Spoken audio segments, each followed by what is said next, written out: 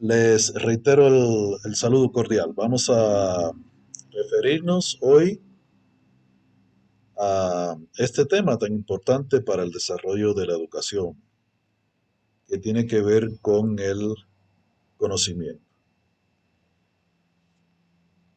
El conocimiento, el estudio del conocimiento como fenómeno, es un asunto filosófico. O sea, la filosofía es una de las ciencias que más se ha ocupado de estudiar directamente el desarrollo del conocimiento humano. Hay dos ciencias que se encargan de estudiar el conocimiento, la nociología y la epistemología. O sea, dos ramas de la filosofía, pero cada una lo hace desde posiciones diferentes.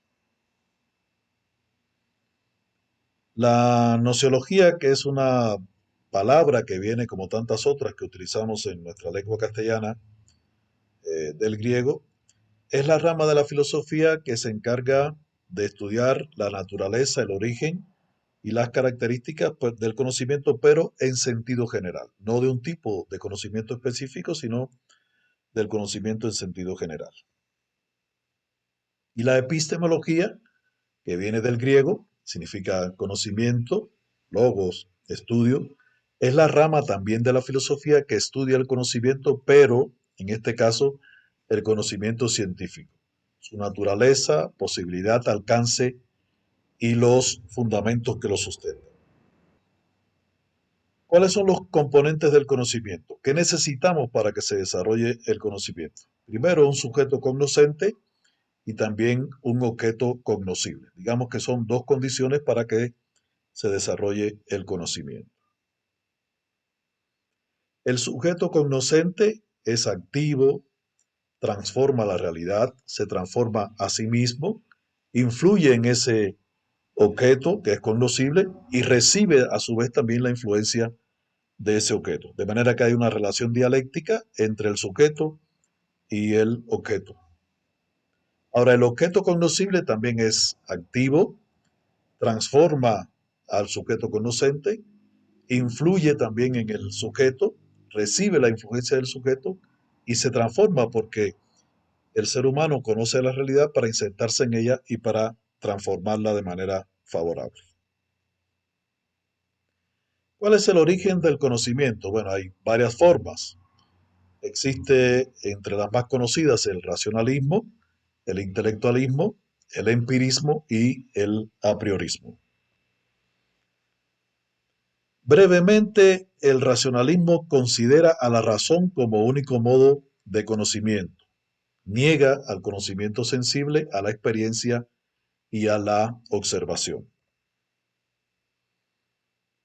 El empirismo, por su parte, dice que el rol preponderante de las sensaciones de la observación inmediata es determinante para el desarrollo del conocimiento y niega al pensamiento teórico, a la generalización y a la abstracción como elementos influyentes y determinantes también en la formación y el desarrollo del conocimiento.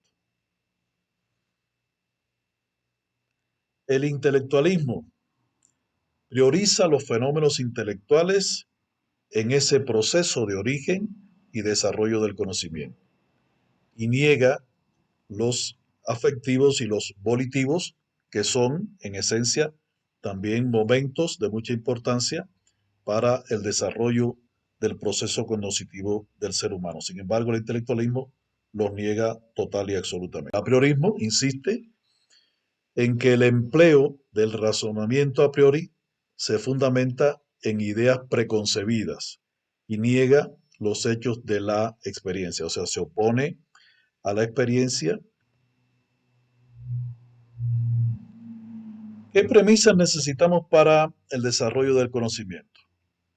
Bueno, en primer lugar, esta afirmación, que es muy importante y es categórica: el mundo exterior existe independientemente de la conciencia de los seres humanos, ese mundo exterior es perfectamente cognoscible, el conocimiento es el reflejo de ese mundo objetivo y el conocimiento no tiene límites, es infinito, no se sabe hasta dónde puede llegar el conocimiento de los seres humanos.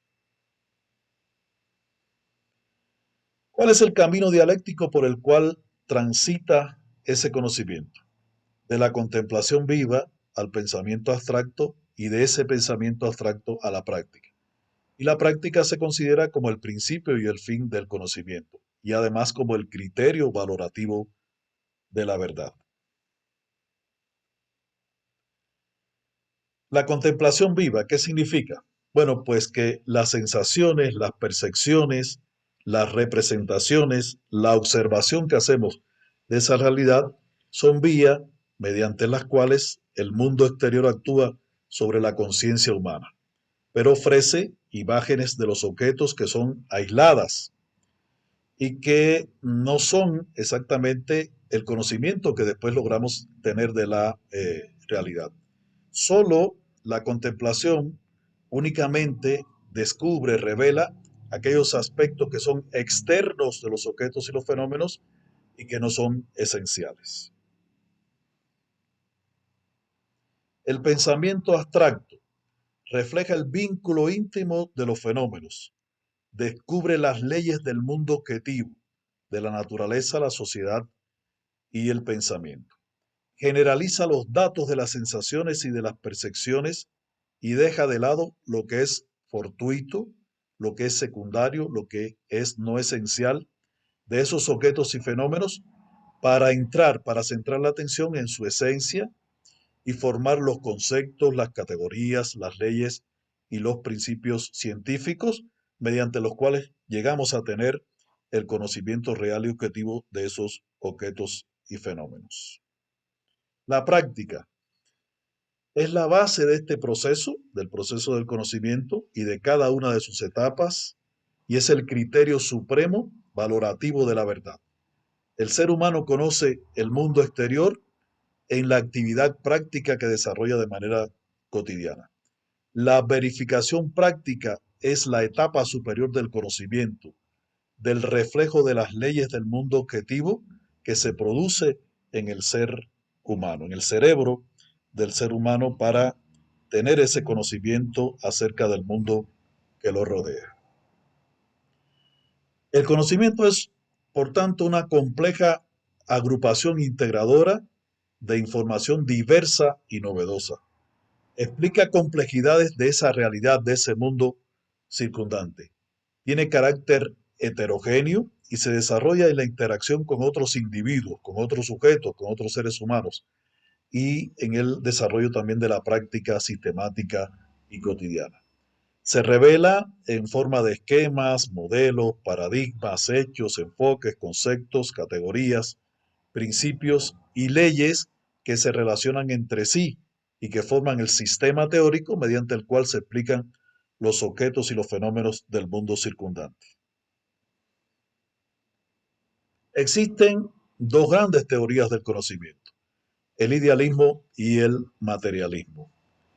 Y el idealismo, pues, también tiene sus manifestaciones muy específicas.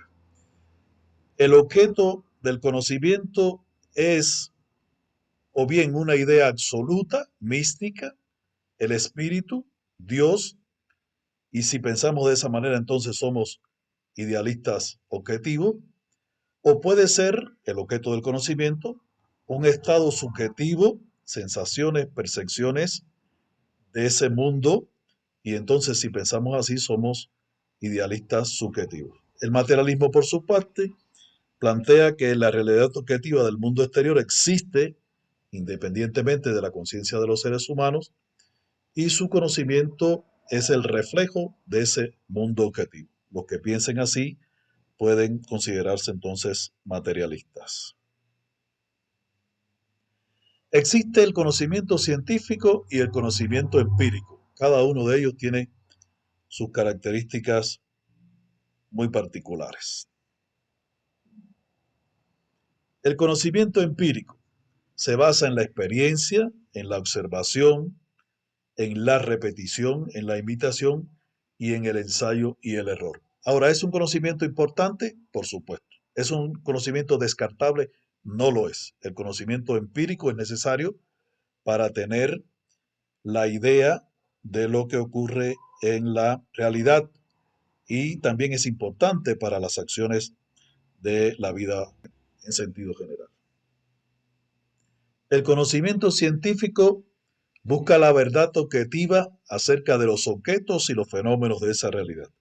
Es un sistema de hechos que se sustenta en evidencia, recogidos en teorías científicas, verificables en la práctica y desarrollados mediante el método científico. O sea, la aplicación del método científico, que tiene un carácter universal, es muy importante para el desarrollo del conocimiento de esta naturaleza.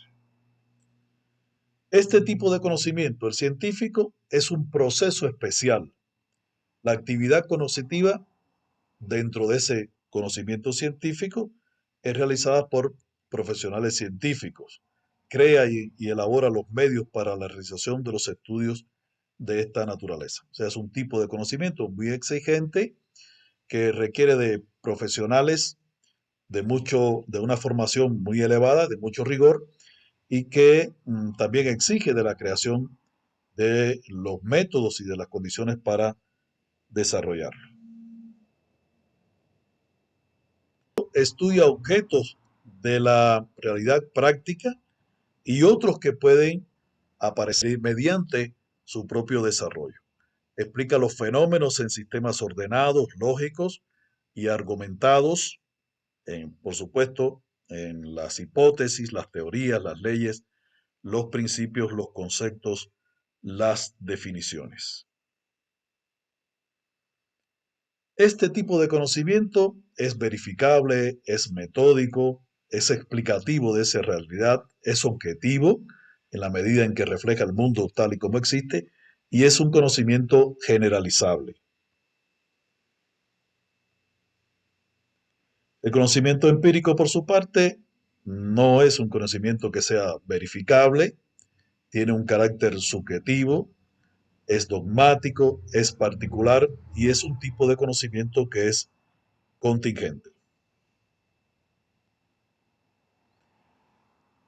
De manera resumida, el conocimiento es muy complejo, diverso, heterogéneo, infinito, está vinculado al contexto, a los intereses y a la formación del individuo. Es un proceso sistemático, consciente, intencional, desarrollado por el ser humano para aprender las cualidades de un objeto o fenómeno cognoscible, para descubrir el mundo, comprenderlo y para desarrollarlo.